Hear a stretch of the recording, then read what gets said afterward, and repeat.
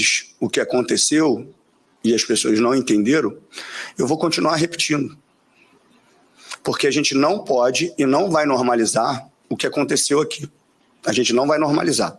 Eu não vou normalizar o que a 777 fez com o Vasco. Eu não vou normalizar. Não estou me colocando ou colocando o grupo como salvador de nada, mas já estaria, no mínimo, com 4 meses de salário atrasados. E isso levaria uma saída coletiva dos atletas pela lei, porque com 3 meses eles podem sair. Presidente, a minha intenção vai ser vender a SAF. Dito isso, tem alguns critérios que são óbvios para que a gente, de forma contratual, alinhe com um possível investidor, que é a credibilidade reconhecida, saúde financeira, um planejamento esportivo financeiro com prazos para cumprimentos, estrutura de CT com prazos de cumprimentos, porque a gente pode botar, você quer, vou gastar, como foi dito aí, 50 milhões no CT e nunca gasta. Então, você vai gastar 20, 10, 30 no CT, você vai gastar até o dia tal. Dito isso também, a gente precisa ter algumas garantias para proteger a instituição, para não cometer o mesmo erro que foi cometido com a 777. Numa das minhas conversas, a única conversa que eu tive presencial com o Josh, porque as outras foram uma ou duas, né? De forma virtual, e ele só se apresentou e desligou a câmera. Na presencial, que foi onde eu questionei ele, pedi garantias, porque a gente já tinha o cenário desenhado, as garantias do aporte do 270 milhões. E ele me falou o seguinte: as garantias são as próprias ações. Então, se eu não te pagar, eu devolvo as ações para você. Eu vou fazer uma analogia simples e de fácil entendimento. Verdade. Ele vem dia 21 de novembro, você tem uma data de reunião, ele vai chegar ao Brasil, porque ele vem em setembro para ver o time dele, que perdeu no Maracanã. Mas ele tem uma data para conversar com você e existem outras conversas também em andamento? Deixa eu te falar, Fábio.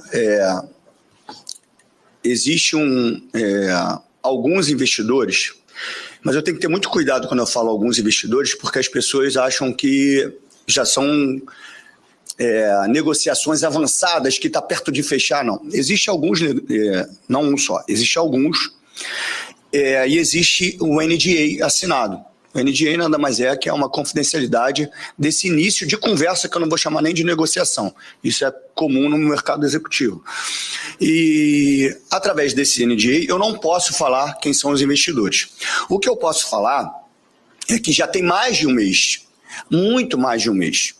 E as pessoas, mais uma vez, só para pegar o gancho da pergunta, souberam. E aí não é para nenhum de vocês que estão aqui, não. E quando eu falar vocês, também não se sintam vocês aqui especificamente. Surgem alguns personagens nas redes sociais que eles são aproveitadores, eles são oportunistas. Então, quando eles descobrem que tem um possível investidor, e soltam, acho que soltaram essa semana, só que a gente já tem mais de um mês com alguns investidores. E aí solta que como se fosse ele que estivesse trazendo um investidor, com qual interesse? Porque isso é mentira. Nenhum investidor vai em qualquer personagem de rede social para chegar ao Vasco. Isso é uma negociação muito séria. Eles não precisam de nenhum personagem, eles vêm direto a mim, através de um CEO e direto com o presidente do clube.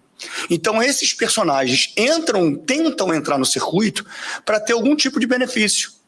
Seja ele de, num futuro, se tornar candidato a vereador, seja algum interesse de ter alguma comissão no negócio, ou seja mesmo para dizer que quer ajudar o Vasco. E não é.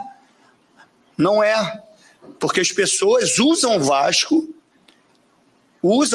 para se beneficiarem. E às vezes essas pessoas elas querem me atingir. Só que eu já falei isso 500 vezes, me atinge diretamente. Porque quando você fala com uma outra situação e colocando o sentimento do torcedor no meio, é sacanagem, porra. É sacanagem. Me atinge Beleza, não coloca o sentimento do torcedor. Porque quando fala, tem um investidor, tá não sei o quê, vai se encontrar, tá no Rio, tá no... Pô, aí o torcedor tá ali viajando milhares de coisas, ainda mais vendo a situação de um clube que virou SAF que tá tendo sucesso, do outro clube que ganha o título, e fica brincando com o sentimento do torcedor, pô. Então, assim, tem conversas com mais de um investidor, que são conversas muito iniciais. Tem um que a gente já assinou o NDA e nem começou a conversar. Entendeu? E o NDA e a conversa inicial, ela é muito mais para você passar um diagnóstico, por isso que tem o NDA, porque você vai passar ali todos os números do clube. E isso, de repente, essa conversa de conhecimento do que está acontecendo com o clube, ela não demora ela não consegue ser nem no primeiro dia. De repente, você vai ter dois, 3 encontros só para definir essa situação de mostrar a realidade. E se isso avançar, aí você vai para o segundo passo e começa a construir. Já teve investidor que uns de vocês acertaram, outros não, e é o trabalho de vocês mesmo, que vocês são jornalistas, né? Vocês não são personagens, e quando descobrirem mesmo fontes, vocês têm que divulgar, mas já tiveram investidores que estavam muito dentro e não estão mais, pô. Entendeu? E não tomar. Ter pedido isso nunca para que o associativo seja majoritário. Primeiro, que não tem esse desejo. E segundo, que isso é uma maluquice. Porque ninguém vai botar milhões para outro mandar. E não é a minha intenção. A minha intenção é proteger a instituição. Protegendo a instituição com cláusulas que realmente são de proteção, que foi mais ou menos algumas coisas que eu falei. Então, nós trouxemos 4 novos patrocinadores, 3 já anunciados, 1 em vias de ser anunciado também, e essas receitas de patrocínio também estão fazendo frente a uma nova geração de recursos para o clube, que tem permitido, ao longo dos últimos meses, que a gente tenha tido sucesso no sentido de cumprir todos os nossos compromissos em dia. Aqui eu trago 2 exemplos pontuais de receitas importantes que a gente aumentou. Mas fora isso, a gente tem um número enorme de iniciativas de reestruturação interna, de racionalização das nossas atividades, de redução das nossas despesas, para que a gente possa também, com essas economias geradas, produzir um resultado melhor e ter disponibilidade de caixa para enfrentar os nossos compromissos. Que eu queria fazer um time super potente, que eu queria estar competitivo, que eu queria estar brigando por título, que eu queria ter ganho a Copa do Brasil. Claro, ou contar qualquer bravata aqui na próxima temporada, pode esperar. Não vou fazer isso. Nós temos que passar por esse processo. Se o investidor chegar, a gente acelera esse processo de reestruturação, porque vem um aporte. Então a gente acelera. A gente não vai deixar de fazer. Tá? Agora, se o investidor não chegar, o clube tem que andar. O que eu tenho que ter é responsabilidade que nunca tiveram. Eu não estou pedindo paciência para o torcedor e não vou pedir, porque eu não tenho. Eu tô aqui, caraca, que chato ter que passar por isso, mas tem que passar. Então, com paciência ou sem paciência, a gente tem que passar por esse processo. Agora, a gente está trabalhando firmemente paralelo a isso, a encontrar um investidor. Para quê? Para a gente acelerar isso. Se a gente acelerar isso, a gente vai embora, vai acontecer. Agora, é muito cruel você pegar esse gancho final, onde tem um investidor muito forte do outro lado, do Botafogo, e foi muito assertivo nas contratações, e deu tudo muito certo, e podendo bater 2 títulos importantes, aí pega o rival podendo ganhou o título, aí pega o outro que vai disputar o Mundial. Pô, é muito cruel você fazer essa comparação e falar assim, a gente não ganha nada. Pô, cara, não tô reclamando e não vou reclamar. Eu vim aqui para fazer isso. Eu vou fazer. Me dói pra caramba? Dói, porra. Você acha que eu não queria aqui, porra, fechei com o investidor. Ano que vem tem, vários jogadores aqui. Cara, claro que eu queria falar isso. Quem é que quer dar notícia que não é boa? Só que assim, vai ser feito o processo de reestruturação. E esperamos que chegue um investidor para acelerar isso. Se não chegar, a gente vai fazer do mesmo jeito. Porque assim, alguém tem que fazer isso. Senão você vai só aumentar a dívida. Você só vai aumentar. E um dos pontos também que eu tinha esquecido do investidor é atacar a dívida com dinheiro novo, que não foi feito. O que foi feito no Vasco, que a gente abriu uma comissão de investigação, e é bom citar aqui, senhor Salgado, senhor Vitor Roma, senhor Luiz Melo, senhor Adriano Mendes, senhor Júlio Brandt, esses caras têm que prestar conta, pô. Esses caras têm que prestar conta. E eu falo de quem, o porquê Porque se não acontecer uma investigação, a gente vai normalizar o que foi feito aqui. Vai normalizar o que foi feito aqui. Então, enfim, o cenário é esse. Pode melhorar? Pode, e muito. E muito. Eu vejo um cenário para o Vasco, não sei em quanto tempo, muito positivo, porra. Porque se a gente zerar as dívidas, acabou o problema, porra. Acabou o problema é dívida. A gente estava enxugando gelo, porra. A gente paga através do RCE, a dívida é maior, os juros é maior do que o que você paga. Então você paga ali 150 milhões, abate 30, pô. Então você tem que atacar a dívida com dinheiro novo. E isso vai ser uma das exigências, obviamente, do próximo investidor, que ele ataque as dívidas, com prazo, obviamente, a ser cumprido. Posso fazer um complemento? Pode, deve. Na verdade, essa ação, ela está facilitando a venda, tá? Isso está sendo conversado com os investidores e todos vocês acompanham que no mundo a 777, a ICAP e credores estão passando por uma situação de incerteza em relação à legitimidade para fazer esse processo de venda. Então, para o investidor, traz segurança que essa venda seja feita com aval do Tribunal Arbitral. Porque é importante lembrar que a nossa decisão aqui que afastou a 777 foi a primeira decisão no mundo nesse sentido. Então, a gente se antecipou e esses 39% que você falou, eles estão hoje preservados, tá? Então, repito, essa ação está facilitando a venda, os investidores perceberam isso faz parte das nossas conversas. Boa tarde, Pedrinho. Boa tarde a todos aqui. Digão do podcast Cruz Maltino.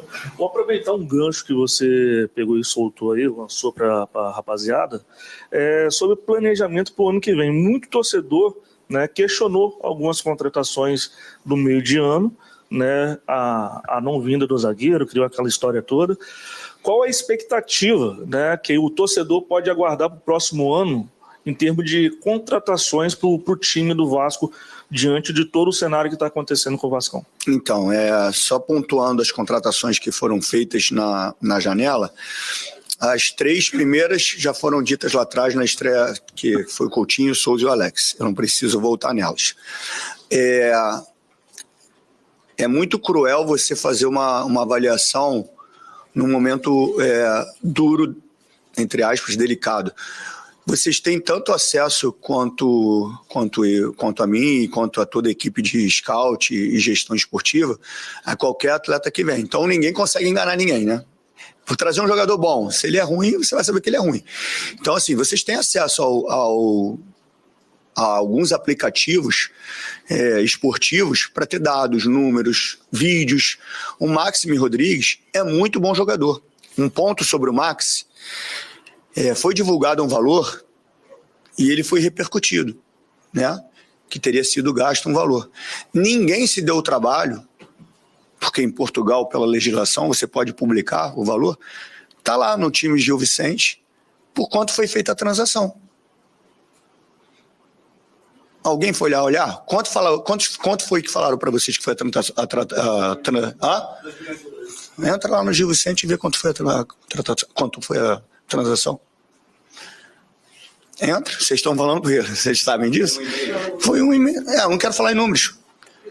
O salário dele é pequeno. A gente paga em 18 meses, Amadeu?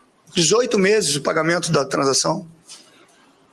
Mas divulgam números absurdos. E ele é muito bom jogador. E eu vou entrar em outro mérito, acho que foi também Pedrosa, desculpa te citar toda hora, Pedrosa, que falou sobre, o Pedrinho, que fez bons comentários, poderia... Cara, eu tenho minha função hoje, as pessoas confundem por uma boa avaliação que eu acho que vocês achavam que eu fazia na televisão, eu não posso chegar e falar nada sobre o modelo de jogo.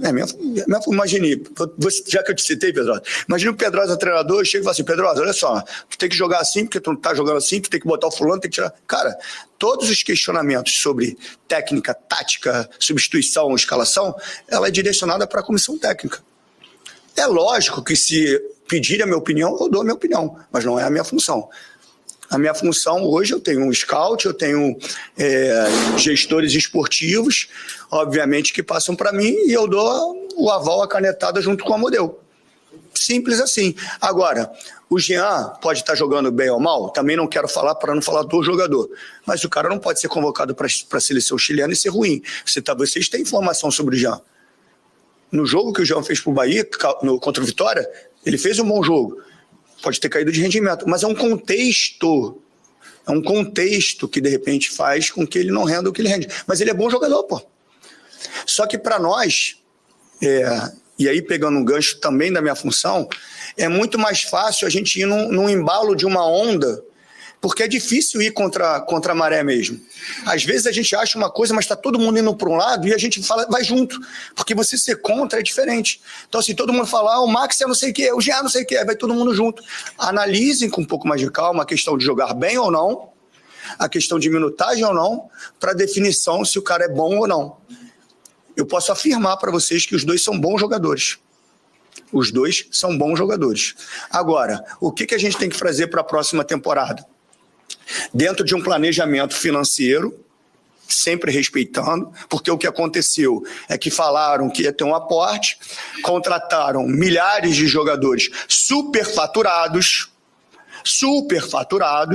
na perspectiva de um possível aporte, ou já sabendo que o aporte não ia acontecer, mas fizeram mesmo assim, tá? E para você diluir também é difícil, porque são jogadores que, de repente, não quero entrar no mérito, o mercado não é compatível com o salário e o outro clube não vai pagar nem a metade. Então, até para você fazer essa dinâmica é difícil. Então, a gente tem que ser o quê? Certeiro. Observar onde a gente pode ter, onde a gente não foi tão bem e ser mais certeiro. A questão do zagueiro já foi explicado. Para deixar claro, teve um zagueiro que a gente já estava negociando, ele quis ir para o Corinthians, Nós procuramos ele, conversamos com ele. Primeiro não queria voltar para o Brasil, depois ele quis ir para o Corinthians. O outro zagueiro queria ganhar um valor que ganha os nossos principais jogadores. E a questão do Ian, do Nils, foi de uma maldade tremenda, porque você começa a negociação, ela evolui, aí demora 2 dias para responder, mas as coisas andam, todo mundo vai aceitando, a coisa vai caminhando, você estaciona outras negociações, mas você vai negociar 2 zagueiros ao mesmo tempo, a coisa está evoluindo aqui, aí manda contrato, aí manda minuto, aí manda isso, manda aquilo, aí demora a responder, aí não responde, aí os caras são leados mesmo, aí você pressiona, aí liga, vai empurrando, até o último dia o cara, chegou, o cara manda um e-mail 11h59, sei lá, pô. Por quê? Porque o Vasco tinha a 777 tinha uma dívida com esforço, pô. E aí eles sacanearam até o final. Então, assim, pode ter sido erro? Pode, cara, e a gente tem que aceitar os erros e as críticas. Mas, assim, só uma avaliação pequena sobre o Jean e o Max, que, assim, vocês vão aí ver, procurar, vocês vão ter informação sobre os dois jogadores. Mas com relação, novamente, ao planejamento, e ele já existe, que muita gente não estão se mexendo. O planejamento de 25 já está feito há mais de 2 meses, já está sendo feito há mais de 2 meses. Mapeamento de jogador, necessidade de posições, perfil, dentro do orçamento que o Amodeu passa, está tudo sendo planejado ali. Até isso a gente tem que ter cuidado, porque se a gente começar a citar os nomes para, facilitar o trabalho de vocês, em quem a gente está indo atrás, a gente perde, porra. E a gente não está competindo com a primeira prateleira, não. A gente pode perder para a segunda prateleira, pô. Segunda prateleira não é nível de jogador, não, de orçamento. Então, assim, é todo um cuidado que a gente tem que ter. Boa tarde a todos, boa tarde, Pedrinho, tudo bem? Amadeu dos canais, atenção, na torcida vascaínos e na NTCast. Pedrinho, uma das maiores reclamações da sua gestão era os modus operandi da 777, no qual vocês diziam que não tinha um projeto esportivo a curto e médio prazo. A pergunta que eu quero te fazer, hoje, o Vasco tem um projeto, quanto tempo a torcida terá que esperar para ver o Vasco voltar a conquistar títulos? Olha, Vista Alegre ajuda, hein? Vista Alegre é minha também. Cara, a questão do projeto esportivo, ela tem 2 vias, né? Enquanto não chegar um investidor, como é que a gente faz? Então, assim, sem um investidor, o que a gente tem que fazer? Atacar as dívidas, que é o que a gente vai fazer. Atacar as dívidas. Eu sei que dói pra cacete no torcedor, porque dói em mim. Só que dessa vez é de verdade. É isso que eu estou falando, dessa vez é de verdade. A gente vai atacar as dívidas. Se não tivesse investidor, se não existisse investidor, o planejamento seria atacar as dívidas, potencializar nossa categoria de base, que muitas vezes nós mesmos desvalorizamos as nossas crias, nós mesmos. Aí quando o cara sai, a gente fica lá, tem diversos exemplos, pô. O cara sai daqui, a gente fala, pô, se tivesse pro Vasco, se tivesse não sei o quê, mas quando tava aqui a gente não tinha paciência. E se a gente o Vasco sempre foi isso, pô. Tá falando um aqui que saiu da base, Felipe, pô, diversos outros. Então, assim, potencializar a base e ser certeiro. E ser certeiro nas contratações. Isso é um planejamento de médio prazo, por não ter um investidor. Pô, se chegar um investidor, obviamente a gente muda o planejamento, porque você vai chegar um aporte, você vai atacar a dívida, continuar atacando a dívida, mas de uma forma muito mais agressiva, e você vai no mercado também procurar jogadores de um nível muito melhor. Então, assim, é isso. Você da base, eu vou tocar nisso